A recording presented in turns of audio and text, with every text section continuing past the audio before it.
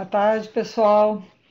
Aqui que está falando é a Marilina Bersini, eu sou chefe da Divisão da Vigilância Epidemiológica. É um prazer estar com vocês.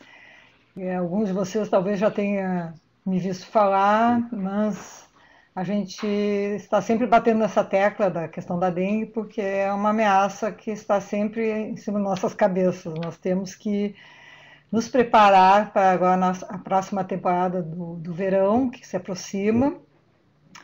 E a ideia hoje é passar algumas informações da como é que está a situação epidemiológica da dengue no Rio Grande do Sul e no Brasil, e falar um pouco da parte clínica, né, como a gente pode pensar em dengue, quais são o quadro clínico, como é que se faz o manejo, e algumas orientações gerais. Então, alguns já conhecem, mas é sempre importante revisar esse assunto que, para nós, né, para a maioria dos profissionais de saúde aqui do Rio Grande do Sul, é um assunto um pouco desconhecido, né? Não há muita experiência, não há muita vivência.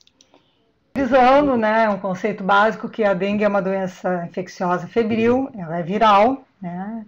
E a maior parte das vezes essa doença evolui para a cura, né? Mas nós temos um percentual de pessoas, em torno de 5, 10%, que pode complicar e pode, infelizmente, até vir a falecer. Então, essa que é a grande importância da dengue, né? É uma doença que pode matar. É considerada a principal doença de transmissão vetorial da atualidade, e até tem um dado aqui bem recente, né, de 2013, que foi atualizado, que se dizia que tinha 50 a 100 milhões de doentes por ano, e já estão estimando que são 390 milhões de doentes por ano no mundo, quer dizer, não é pouca coisa.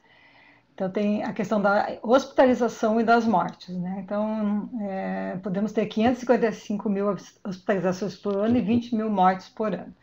A letalidade, ou seja, quantas pessoas morrem em cada 100, ela costuma estar 10%. Então, 10 pessoas falecem em cada 100 pessoas. Não é pouca coisa. Mas, se não for adequadamente manejado o paciente, pode chegar a 20% essa letalidade. Mas, se tivermos um bom manejo, baixa para menos de 1%. E o que é o manejo? É muito simples. É acompanhamento e hidratação. Não precisa dar antibiótico, não é necessário antiviral. É muito mais uma questão de observação, estadiamento clínico e manejo clínico do que tecnologia sofisticada. E por último, ainda temos essa questão do dengue, do novo sorotipo que estão descrevendo lá na Malásia. É uma novidade esse ano. Havia trabalhos dizendo que já foi identificado um quinto tipo do dengue, né, que você sabe que é de 1 a 4 que a gente conhece a existência, e esse ano a gente temos essa informação. Então, isso estamos aguardando maiores detalhamentos, mas traz mais uma preocupação, né? Porque além de... Então, a gente já sabe que pode ter 4 dengues na vida e agora podemos ter 5 se isso se confirmar.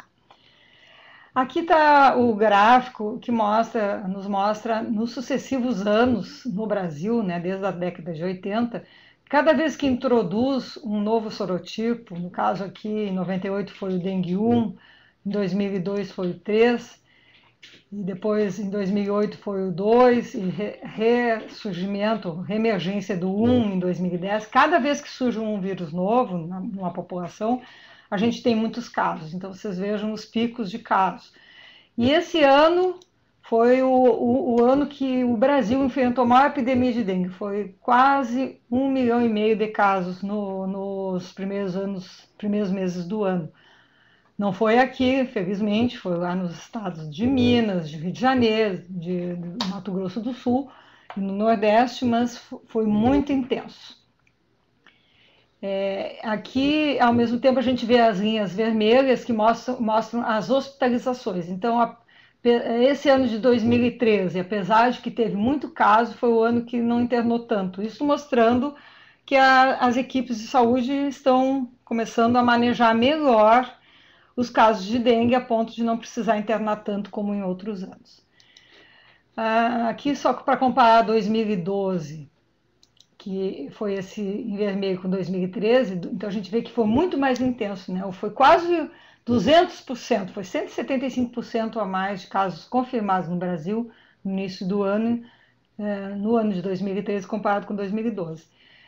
Infelizmente, em relação a casos graves, nós fomos, no Brasil, aumentou 50%. E em óbitos, aumentou bastante, superou tanto em 2011 como em 2012. Foram 530 óbitos, isso são dados preliminares. Então, apesar de tudo, né, apesar de toda a organização do serviço de saúde, das capacitações, da dengue não ser uma novidade, ainda existem mortes por dengue. Então, sempre essa é a nossa preocupação aqui no Rio Grande do Sul também.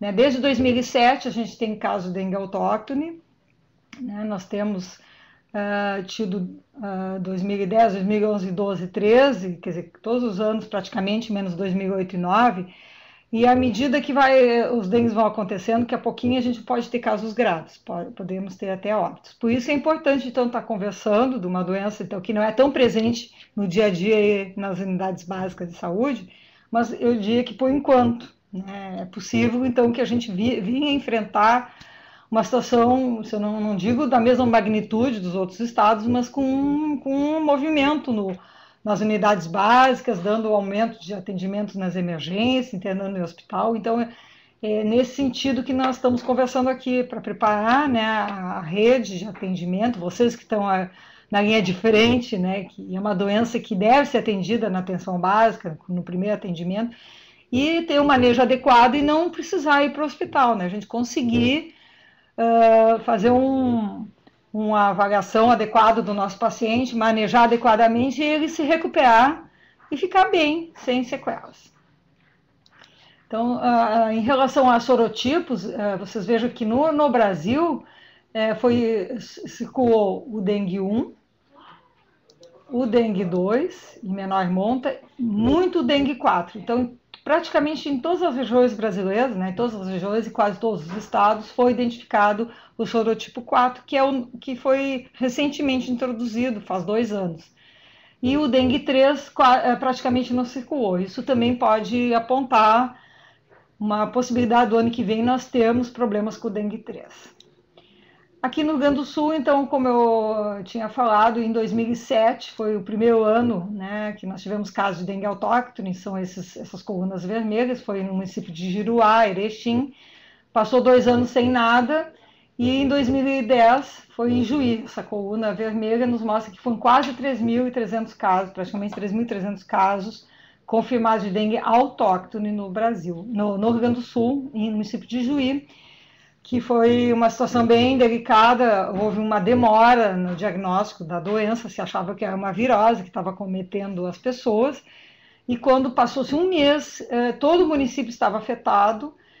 Também é um exemplo, né, de que, claro, era um ano que não havia tanta experiência, mas é um exemplo, é uma situação que a gente quer evitar, né, a gente quer identificar os primeiros casos para tomar as medidas adequadas e controlar bem a situação. Aqui é uma outra informação importante, a questão dos municípios infestados. Vocês vejam que esse ano, 2013, é o ano que tem o maior número de municípios, 118.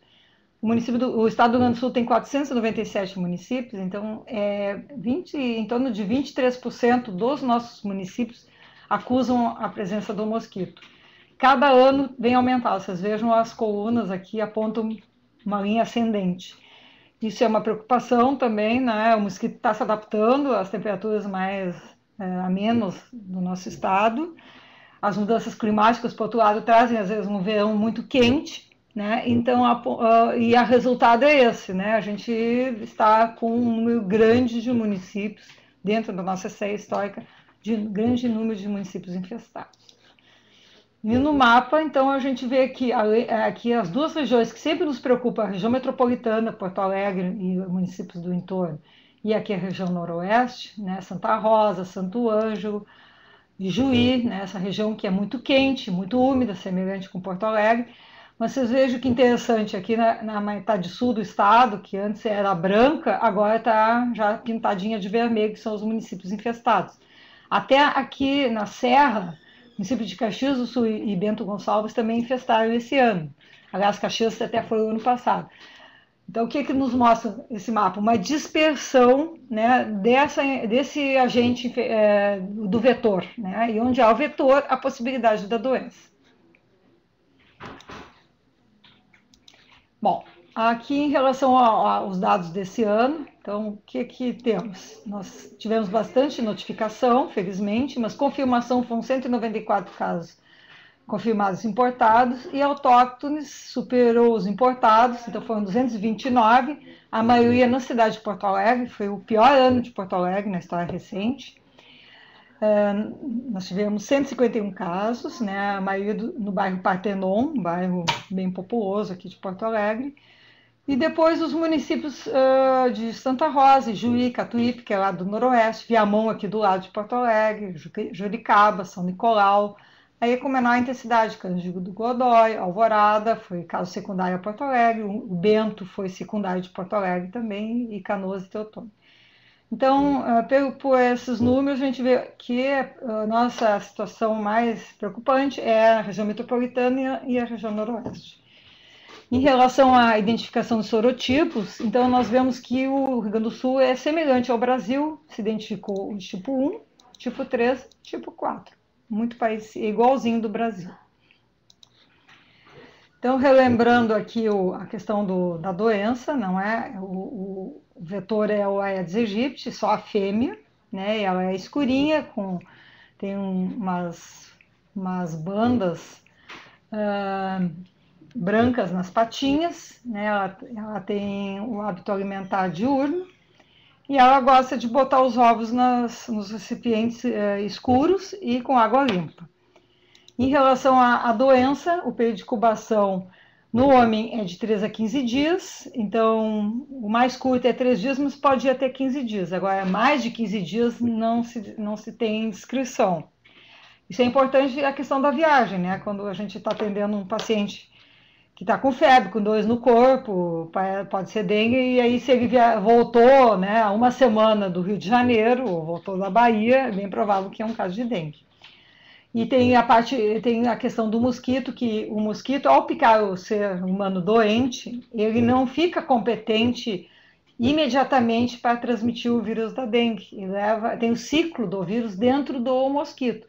Leva de 8 a 12 dias para completar o ciclo no mosquito. Então, o ser humano doente é picado pelo mosquito, o mosquito, em torno de uma semana, 12 dias, ele fica competente para transmitir, e na sequência ele pica uma pessoa sadia e acaba transmitindo o vírus. E a pessoa que está com o vírus incubando no corpo, ela transmite, né? Ou seja, ao ser picada, ela pode transmitir um dia antes da febre e 6 dias depois. Então, uma semana inteira da doença, ela é possível que ela é fonte de infecção para os mosquitos. Vocês vejam o problema. Por isso é importante no suspeito de dengue que essa pessoa fique dormindo na cama com mosqueteiro, que a casa tenha tela, né? Para a gente diminuir a possibilidade do contato da mordedura do mosquito. Aqui tem a sequência do ciclo evolutivo do nosso mosquito, né? O ovo passa pela larva, pela pupa e o adulto. E agora, então, depois dessa introdução, né, nós vimos como é que está a situação da dengue no país, agora então vamos falar mais da parte clínica mesmo. Quando que eu suspeito de um paciente que possa ter dengue? Veja bem, nós estamos falando de uma doença febril, febre. Né? Febre sozinha é muito amplo, né? Nós vamos confiar muito de dengue, nós temos que delimitar um pouco. Então, uma febre aguda, né, até 7 dias, e normalmente, então, a gente procura 2 ou mais desses sintomas. A cefaleia, a dor reto-orbitária é muito típica, é a dor muscular dos músculos da órbita. Então, aqueles nossos pequenos músculos que movimentam o globo ocular ficam muito doloridos, e a pessoa diz que tem uma dor por trás dos olhos. As mialgias, as artralgias, né, e a prostração e até o exantema. Então, basicamente, febre, sintomas de dor, a falta de apetite, a prostração e eventualmente, em 30%, às vezes 50% das pessoas apresentam o exantema avermelhado, papular, e até pruriginoso.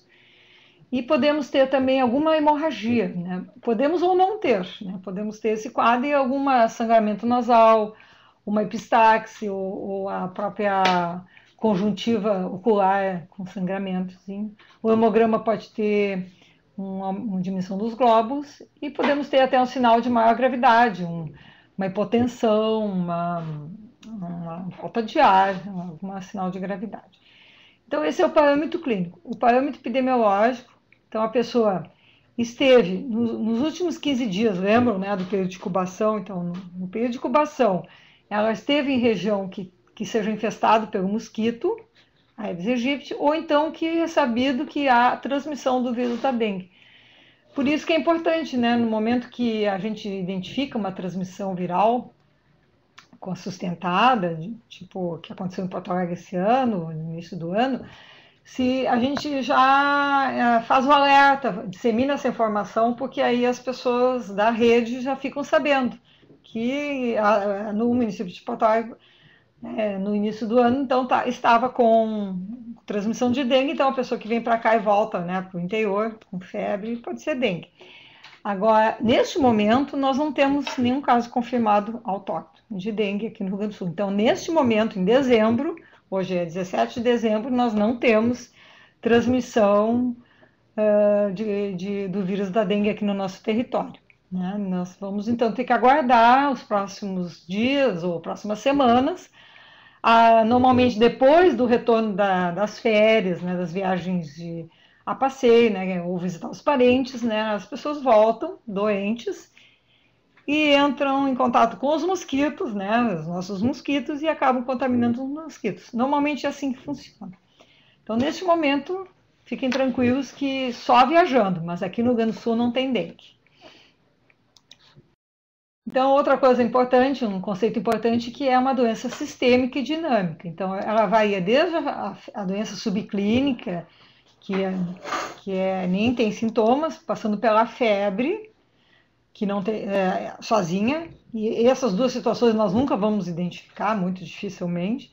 O mais comum é a gente, então, identificar o dengue clássico, que é com aquela sintomatologia que eu já conversei. E, eventualmente, algumas pessoas, então, evoluem para uma forma grave, né? Sendo que não tem dois dengues, né? O dengue começa com sintomatologia de febre, de dor, e na sequência pode agravar, mas é o mesmo dengue. Não tem dengue hemorrágico e dengue benigno, não, é só um dengue. É só que ela é uma doença dinâmica, evolui com o passar dos dias. Aqui umas fotos de pacientes com dengue. Então aqui nós temos vendo um local de punção venosa que sangrou, né, chama atenção. Aqui são dois irmãos, duas crianças que estão com exantema, não dá para ver direito, mas eles estão com exantema, que é avermelhado. Ele não tem aquela característica de começar na cabeça e ir descendo pelo tronco e membros, que isso é típico do sarampo. Não, geralmente ele começa no tronco e espalha para os membros. E tem a característica de coçar bastante. Aqui nesse bracinho a gente vê que foi feita uma prova do laço e a criança encheu de petequias. Não é diagnóstico da dengue, mas já leva a pensar que é dengue, que inclusive é um sinal de alerta. E aqui a criança com pequeno sangramento na conjuntiva ocular. E aqui está o exantema, né? Ele é bem avermelhado, né? Vocês vejam até que tem um dermografismo branco aqui, que seria, então, colocar a palma das mãos, não soltar, tem tantos fenômenos vasculares acontecendo que a pele reage e fica a marca das mãos. Bem, então, em relação à gravidade, é importante saber que, às vezes, todos os sorotipos virais provocam quadros graves. Não tem diferença entre o 1, o 2, o 3 e o 4. Eventualmente, alguma mudança pequena no nível do gene, que alguma cepa dentro do sorotipo pode causar uma gravidade. Em questão, a viremia também é importante. Alguns pacientes desenvolvem uma viremia maior que pode ter um prognóstico pior. A idade, sabemos que as pontas, né, tanto as crianças pequenas como as pessoas com idade mais avançada, às vezes formam um quadro bem, podem agravar. Mas as duas últimas situações são as mais comuns. Então, as pessoas que têm, as portadoras de comorbidades, né, hipertensão arterial grave, diabetes mellitus compensado, asma brônquica grave, doença autoimune como o lúpus eritematoso sistêmico. Então, esse tipo de paciente, eles podem complicar, né? Então, isso é bastante presente aqui no nosso meio. Nós temos uma população mais envelhecida, tem uma expectativa de vida maior, e acaba que, então, é uma realidade, né, nossa, que no nosso dia a dia nós temos bastante pacientes com comorbidades. E o mais comum, né, o que é bem conhecido já por todos, né, a teoria de Rellstad, que diz que o risco de dengue, de doença grave, é maior em episódios subsequentes. Então, o primeiro dengue normalmente não complica, e o segundo dengue que nós vamos ter todos os fenômenos imunológicos que vão levar às complicações. E o que seria isso? Então, qual é a etiopatogenia das formas graves? Qual é a causa das formas graves? Então, no caso do segundo dengue, então, o fato de que o paciente tenha anticorpos antidengue anteriores do outro episódio, vai fazer com que haja uma reação cruzada para o novo tipo que a pessoa está tendo, o novo sorotipo. Então, vai dar uma reação cruzada de anticorpos, e isso vai provocar uma reação em cascata da questão da cascata imunológica. Então, nós vamos ter um aumento da resposta imunológica. E isso vai liberar citocinas, interferon, uma série de marcadores imunológicos que vai fazer com que haja uma disfunção do endotélio. Ou seja, esse endotélio vai abrir, ele vai permitir, as células vão se separar dos vasos, e através dessas aberturas vai haver um extravasamento de plasma, que vai ser identificado como, né, se fizermos o raio-x, o paciente pode ter um derrame pleural, pode ter líquido na barriga, né, ascite, pode ter derrame pericárdico. Então, esse é o principal mecanismo da gravidade do dengue. Então, essa resposta imunológica exacerbada faz com que haja, então, extravasamento de líquido de dentro do intravascular, vai para o extracelular, né, para o tecido celular subcutâneo e para os grandes órgãos, né, com o surgimento dos derrames.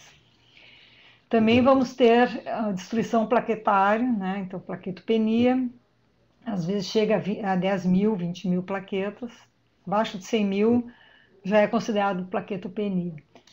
E também o consumo dos fatores de coagulação levando às manifestações hemorrágicas. Então, e aí que há aquela descrição do dengue hemorrágico, com perda de sangue pela via respiratória ou digestiva, ou até a metrorragia, né, um sangramento menstrual fora do período certo.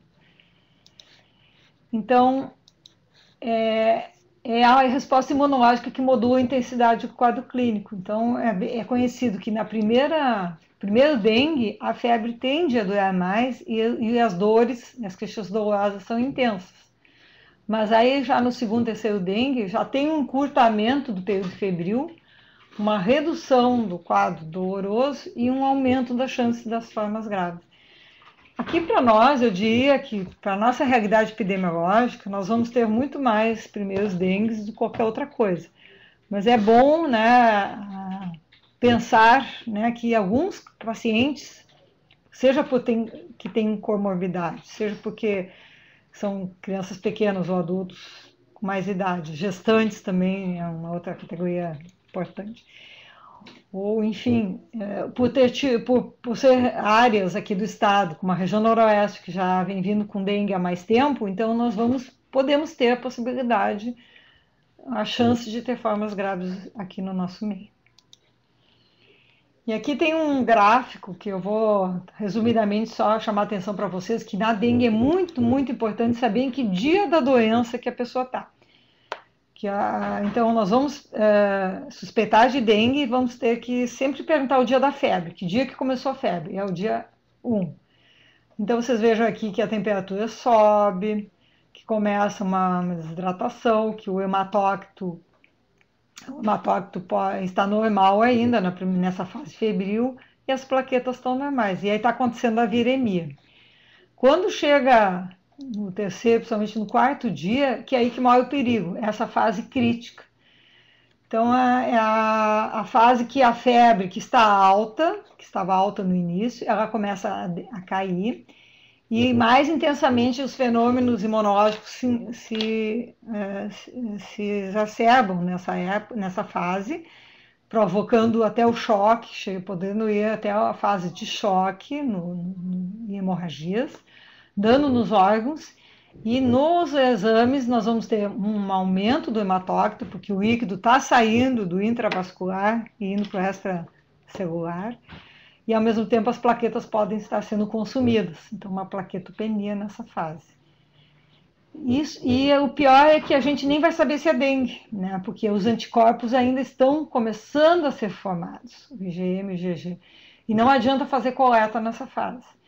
Então, nós temos que suspeitar de dengue e acompanhar o paciente, mas nós não vamos saber no início se é dengue ou não. O que a gente vai ter que sempre saber é como é que está a situação epidemiológica no país e no estado.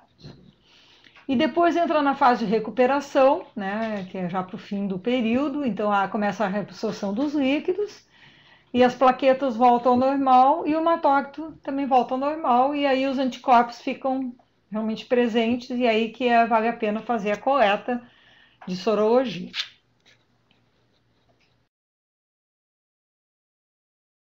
Então, aqui tem outros, assim, revisando os conceitos, então, voltando a dizer que a dengue é uma doença dinâmica, e por isso o acompanhamento do paciente deve ser contínuo. E dengue sendo uma doença sistêmica, essa avaliação tem que ser cuidadosa, né? Nós temos que estar sempre olhando todo o conjunto da obra, o laboratório, a clínica, ou alguma história do paciente também é importante saber se ele tem comorbidade, né, idade, alguma condição outra qualquer.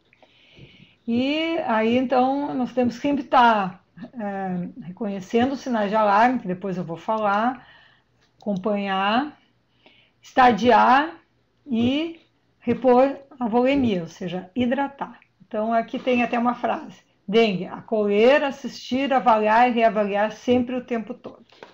Eu sei que isso revela, às vezes, dificuldades que tenha pouca gente, né, ou que tenha dificuldades materiais que a gente sabe, mas é importante, né, o conceito. Então, os sinais de alarme também são sinais que têm que ser pesquisados, os pacientes, inclusive, têm que ser informados ao paciente, porque são sinais que então ele não vai ficar aguardando um retorno agendado daqui a 2 dias, ele vai voltar à noite, ele foi atendido de tarde, mas está com uma dor abdominal intensa e contínua, ele vai voltar de noite, não vai esperar o outro dia. Inclusive, esse sintoma, dor abdominal intensa e contínua, ele está até em vermelho, por quê? Porque ele é muito importante, ele é um sinal importante, tem que ser valorizado, que é um sinal de gravidade, ou seja, de que há um derrame de líquido para dentro do abdômen ou dentro no espaço reto-peritoneal, dando extensão de músculos. E já aconteceu em relato de médicos e de hospitais até dos outros estados brasileiros, de pessoas indo para cirurgia de laparotomia e a pessoa estava com dengue, né? Então foi para a cirurgia porque estava suspeita de apendicite, por exemplo, e era um dengue, né? Imagina uma pessoa com dengue sendo operada, né? Então tem que ter muita atenção para esse sintoma. E aí a questão dos vômitos, né, da sonolência, irritabilidade nas crianças, hipotensão, hipotímia, hepatomegalia, sangramento de mucosas ou hemorragias importantes, como hematêmese e melena, a diminuição da diurese, a queda da temperatura, o desconforto respiratório, provavelmente um derrame pleural, o aumento do hematócrito e a queda das plaquetas. Então, são os passos principais? Então, é o desafio da dengue na atenção básica, né? A gente tem que ter essa visão e isso eu sei que vocês sempre têm essa preocupação de ver o paciente como um todo, né? Não só atender uma queixa de dor de cabeça ou de febre, não, tem que fazer toda a avaliação.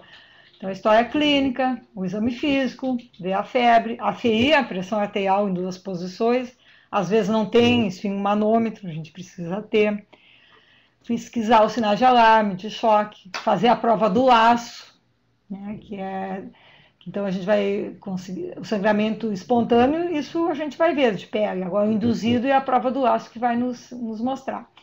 A pesquisa de comorbidades, né, a questão das situações clínicas especiais, até risco social, né, às vezes a pessoa não tem como voltar para casa, ela tem uma dificuldade ou ela tem uma situação de vulnerabilidade, então é importante saber, conhecer o nosso paciente.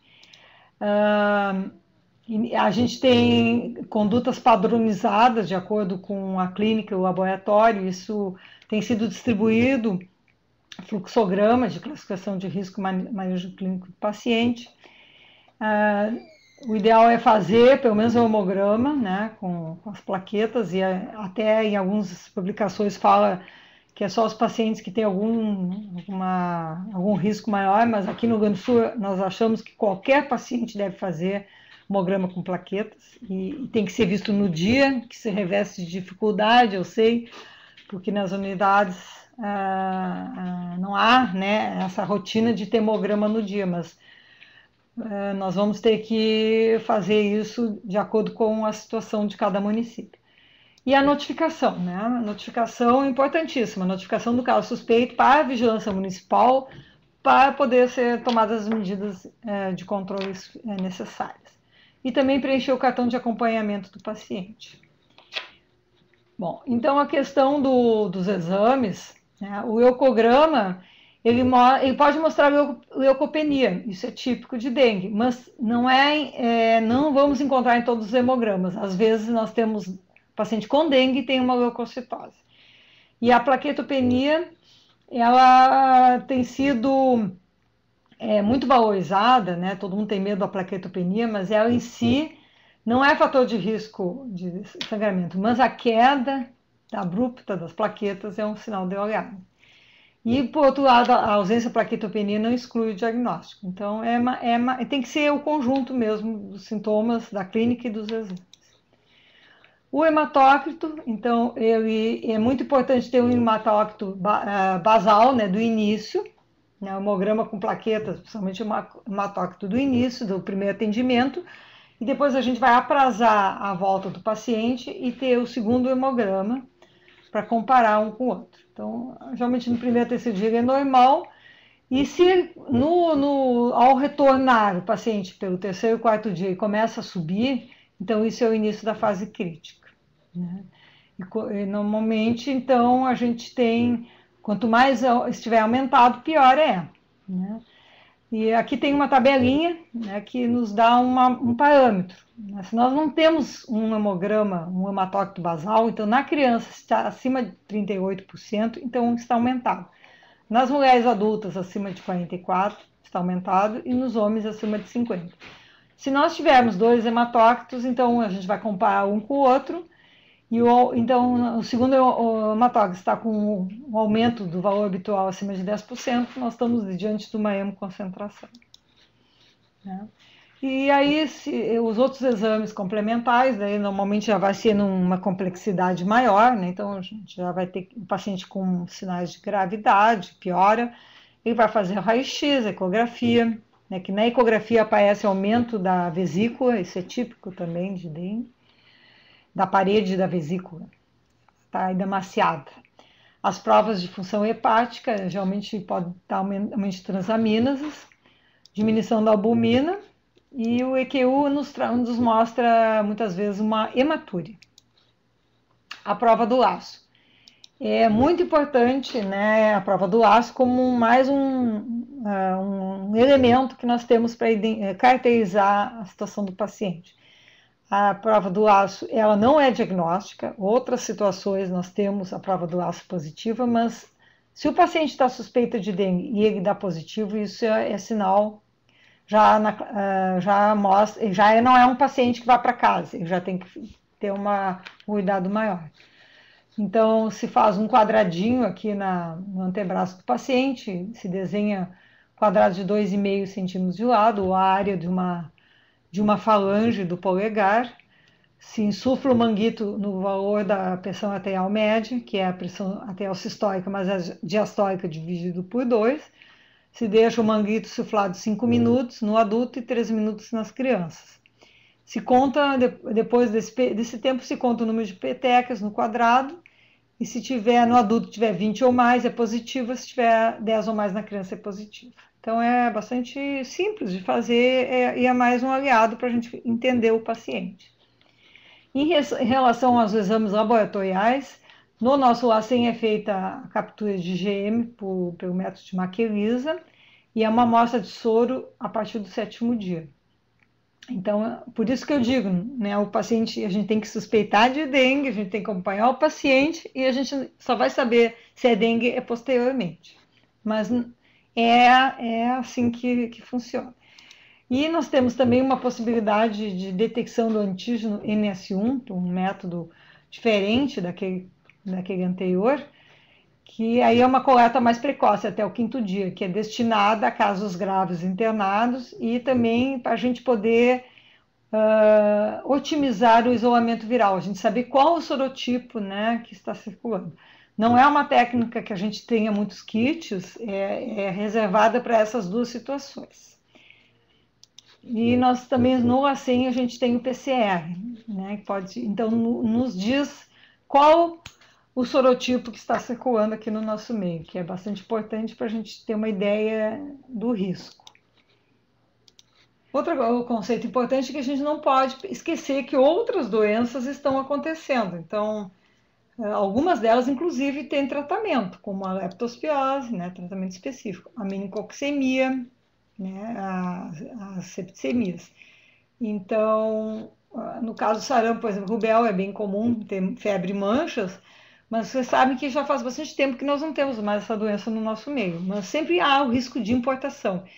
Então, pessoas que vêm da Europa, né, ou da Ásia, poderão, né, eventualmente, ter um quadro de febre, de ter abatimento e exantema e não ser dengue. Agora a gente vai falar rapidamente como que se conduz o paciente com suspeita de dengue, principalmente na atenção básica. Então, a questão do nosso paciente, então... Desculpem, não sei o que eu cliquei aqui. O nosso paciente, então, ele foi suspeitado de dengue, a gente fez toda a avaliação, exame físico, perguntou, né, os dados de anamnese e tal, e ele pode ser classificado, então, a classificação, acho que vocês conhecem, ela classifica o paciente de A até D, sendo que começa pelo A os quadros mais leves e os quadros graves são o C e o D. Então, se o paciente é um quadro leve, ele vai ser classificado como um caso que pode ser medicado e enviado para casa. Se ele for do grupo B, ele já exige mais cuidados. Então, ele precisa ser internado, não necessariamente no hospital, pode ser num pronto atendimento, numa UPA. E ele vai precisar de uma hidratação supervisionada, geralmente EV. E no C e o D são quadros mais graves, né, de pré-choque, o choque, e ele vai precisar de um tratamento de emergência. Então, o estadiamento é para classificar o risco e a conduta.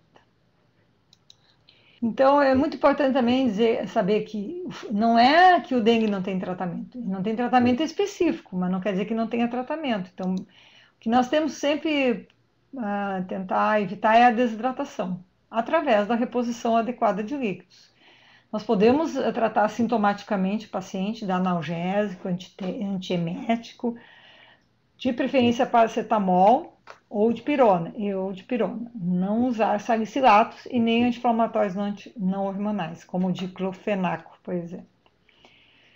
E aí nós temos que estadiar, verificar os sinais de alarme e pedir o hemograma com as plaquetas ceadas, no mínimo 2. E sempre aprazar o paciente, 1 a 2 dias depois do primeiro atendimento, e vai ter que ser previsto esse fluxo de retorno, né? Então, numa situação de mais intensidade de transmissão, isso vai ter que ter uma organização na rede de atenção do município, de forma a garantir esse retorno. do paciente suspeito de dengue. Aqui eu não vou entrar nos detalhes do CARTAS, né, que é o CARTAS, o fluxograma de classificação de risco e manejo do paciente.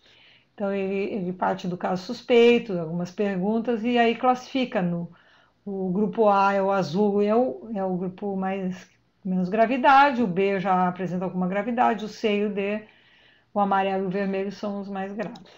Então, aqui, o principal é isso aqui. Grupo A, a gente é um caso suspeito de dengue, mas a prova do aço é negativa, o paciente não tem sangramentos espontâneos, ele não tem comorbidade, ou não é do grupo de risco, ou nenhuma condição clínica especial, e não tem sinal de alarme. Então, esse paciente pode ser hidratado oralmente, pela via oral, soro de reidratação oral, e vai ser enviado para casa e aprazado a volta dele. O tipo B ele já tem a prova do aço positivo, né, que a gente já fez no paciente, ou ele tem um sangramento de pele espontâneo, tipo petequias, não de mucosa, de pele. Ou ele tem alguma comorbidade, ou grupo de risco ou condição clínica especial, mas ele não tem alarme, então ele ele já exige um cuidado diferenciado, mas não está grave, não tem sinais de alarme. E é o verde. O grupo C, é o grupo amarelo, ele já é diferente. Além de toda a sintomatologia, ele tem um ou mais sinais de alarme. Pode ter sangramentos, mas não está com a pressão baixa, não tem hipotensão. E o D, o paciente já está hipotenso, está chocando até, e o sangramento pode ser importante, é o vermelho. Então, vai num crescendo, né, de gravidade. Então, cada um desses grupos tem uma conduta específica, não é? Que aqui é a segunda parte do fluxograma. Então, é importante, né, ter à mão esse cartaz, isso está sendo distribuído, tem na nossa página, tem na página do Ministério. Então, é bom ir se preparando e dando uma lida.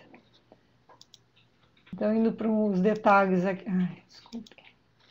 Então, aqui faltou aqui, deixa eu ver se vai aparecer. Não.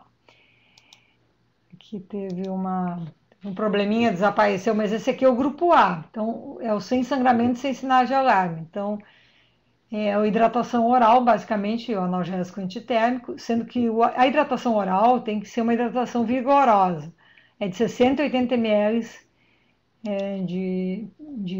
por quilo por dia de líquidos, um terço em forma de soro de reidratação oral e os 2/3 restantes de líquidos caseiros. Pode ser água de coco, pode ser chimarrão, pode ser o que o paciente está acostumado a tomar. Então, isso a gente tem que escrever no receituário, como medicamento, porque o adulto não tem costume muito de tomar água, né? Então, eu vejo isso como uma dificuldade, mas temos que ser enfáticos, né? E convencer o paciente a tomar todo o líquido necessário. Nós temos que falar dos sinais de alarme, que caso surjam, ele retorna imediatamente. E temos que agendar o retorno para reavaliar, restadiar e coletar os exames. Já estou indo para o fim, tá, pessoal? Sei que já está passando das minhas meia horas. Aqui é o grupo B, é o paciente que tem algum sangramento, ou prova do aço positivo, mas ele não tem sinais de alarme. Então, nós já vamos ter que ter o hemograma com plaquetas, que vai nos mostrar o aumento aquele de 10% do basal, ou então acima de 38 em crianças, 44 mulheres e 50 adultos, homens. E aí já vai para a hidratação parenteral, que eu não vou nem entrar em detalhes, que isso já vai ser um nível de uma unidade de emergência ou unidade hospitalar, né? Porque eu sei que nos postos nossos da atenção básica é bastante difícil. E, eventualmente, numa epidemia, né, num surto, a gente até vai ter que hidratar no posto, mas na rotina, né, nessa situação que nós temos tido nos últimos verões, desde 2011, não há necessidade de hidratar num posto de atenção da atenção básica. Só hidratação oral, mas venosa eu acho que vai ser complicado. E aí o paciente com sinais de alarme, que vai ser o C, né, ele vai ter que internar, né, ele vai ter que receber cuidados hospitalares. E o paciente bastante grave, que é o grupo D, e ele já vai estar com choque, ele vai ter que ir para a UTI. Então, isso Alguns municípios vão ter esse leite de UTI disponível no seu território, outros vão ter que referenciar. O principal, num paciente grave, é hidratar, né? Então, mas vocês vejam que tem aquela história natural da dengue. Então, por isso que é importante a volta, né? A gente avaliar e mandar voltar, porque é isso que faz a diferença para evitar o agravamento do paciente. Sobre vacina, ainda nós não estamos com a vacina disponível, né? Continuamos, ela deu problema, ela estava já bem avançada, a vacina da GSK, e ela deu problema, ela não está imunizando contra o sorotipo 2, voltou para a bancada. E na questão, então, reforçando novamente a questão da notificação, né? Então, no momento que a unidade básica de saúde, PSF, enfim, qualquer local, o profissional de saúde, o médico, o enfermeiro, até pode ser outra pessoa na equipe, o ACS, até a recepção, desconfiar que é dengue, ela tem que notificar para a vigilância municipal para poder ir atrás de outros casos parecidos e também a vigilância ambiental poder fazer as ações pertinentes, né? Delimitar foco, eliminar criadouros e às vezes até, dependendo, fazer uma pulverização com inseticida, às vezes precisa. Aqui lembrar o cartão do usuário, né, que tem frente e verso, é muito importante preencher com as informações do paciente, exames e temperatura e pressão, etc., porque o paciente circula na rede, né? Às vezes ele vai no município, depois vai atendido em outro e assim vai. Então, essas informações têm que ficar com ele. Lembrar os dois livros do manejo clínico, diagnóstico e manejo clínico adulto e criança, já tem uma edição de 2013, e tem o manual da enfermagem também, está disponível no nosso site. Esse outro livro é um manual muito interessante que o Ministério da Saúde editou, Diretrizes para a Organização dos Serviços de Atenção à Saúde em situação de aumento de casos ou epidemia de dengue. É um título comprido, o que quer dizer? Que aqui nessa publicação tem parâmetros para um gestor de uma Secretaria Municipal de Saúde poder organizar e pensar em quantas pessoas ele vai ter que contratar, se der uma epidemia, quantos soros fisiológicos, quantos frasquinhos ele tem que ter, quantos hemogramas ele tem que comprar, coisas assim. É a organização da preparação. E aqui, por fim, então, destacar a questão do curso de educação à distância para a dengue na UnaSUS, que está aqui o endereço, vai ficar na apresentação. Então, vocês quiserem se aprofundar um pouco são 4 quadros clínicos que escutem bastante a questão da dengue, está à disposição nesse endereço. E outra coisa que eu achei interessante para trazer para quem gosta de mexer em smartphone, eu não sou dessa geração, mas tem um link que é esse aqui, no Google Play Store, é um aplicativo free, que ele permite, né, baixar no smartphone, e se a pessoa, o profissional, coloca os dados de sexo, peso e quais são os sinais, e o sisteminha aqui, o programinha, dá toda a conduta. Então, é uma outra maneira, né, na pressa lá da emergência, a gente ter essas informações. E aqui estão nossos contatos, né, destacando também o Disque Vigilância, que é um telefone free da Vigilância de Saúde, disponível para toda a população do estado, profissionais de saúde. Então, rapidamente, né, que o assunto ele é interessante, apaixonante, tem muitos detalhes, mas assim, eu acho que eu dei uma visão geral e a gente está à disposição para algumas perguntas, responder, se eu souber responder, né, porque eu também, a gente, como vocês, também a gente não tem muita experiência, porque a dengue é recente aqui, mas a gente está à disposição para discutir, ajudar e nos telefones, por e-mail. Estamos sempre à disposição para apoiar vocês. E por enquanto é isso. Muito obrigada. Então, para responder a 2 perguntas, por enquanto. Uma é da ESF2 São Cristóvão, que pergunta: o curso EAD é para todas as classes profissionais ou somente para médicos? Olha, pois é. Eu tenho quase certeza que para médico e eu acho que é para enfermeiro também. Porque é para a parte clínica, né? Então, Médico, com certeza. Enfermeiro, que eu não estou lembrando, mas eu acho que é assim também. Desculpa até estar me dando. Eu vou fazer o seguinte, eu posso confirmar isso e passar para o pessoal do Telesaúde transmitir para vocês, que eu acho que é bem importante que o enfermeiro também faça. Bem certo, praticamente certo que possa, mas eu vou confirmar por e-mail e aí repasso para a rede de vocês.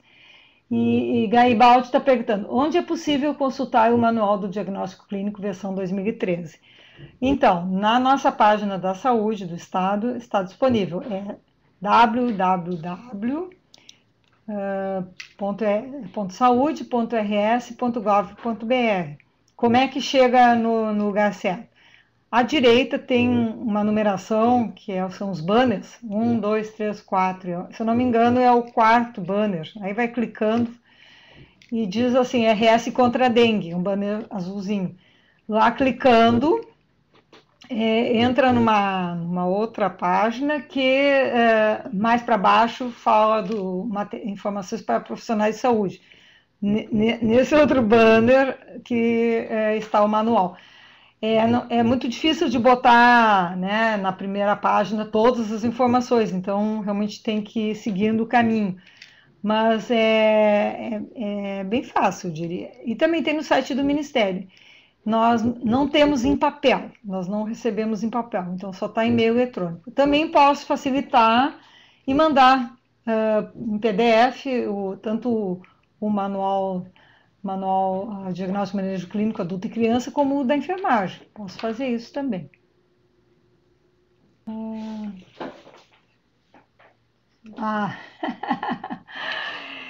Olha só, a SMS Caxias do Sul também diz que o EAD pode ser feito do enfermeiro também. Ela já está me ajudando aqui. Eu sei que eu tenho que dar conta de uma série de coisas, eu acabo esquecendo detalhes. Então, obrigado, pessoal de Caxias. Então, é médico e enfermeiro, pode fazer. Mas igual eu passo algumas informações adicionais sobre EAD para vocês, pelo pessoal do Telesaúde. A Sueli, que eu não sei de onde pergunta, onde conseguimos o cartão de acompanhamento do paciente com dengue? Então, Sueli, é que dependendo do ano, quando está algumas locais não tem muito esse problema, ou a gente já sabe que não vai acontecer grandes problemas, a gente não está enviando. Mas esse ano já enviamos para todas as regionais um certo quantitativo, e a ideia é que, à medida da necessidade, o município solicite para a regional, sendo que alguns até estão recebendo por ser infestados, por terem já tido caso autóctone. Porque daqui a pouquinho a gente passa para os municípios e aquilo se perde, né? E vai fora, alguém esquece numa gaveta, e é dinheiro público, né? Então a gente tem um pouco de cuidado de não estar repassando assim muita quantidade. Até porque a gente não tem muita quantidade. A gente recebeu do Ministério e mandou imprimir também. Mas eu diria então que você peça para a Secretaria Municipal de Saúde do seu município e do município, se ele não tiver na Secretaria Municipal, na vigilância, vai pedir para a regional, e se a regional não tiver, vai pedir para nós. O município também pode imprimir, se necessário, né? Numa situação de transmissão acelerada, se imprime rapidamente para poder estar disponível para o paciente. Tá. Até a São Cristóvão Nova Prata diz, sim, eu fiz o curso de EAD e sou enfermeira. Que bom, então está resolvido. Não há dúvidas, enfermeiras podem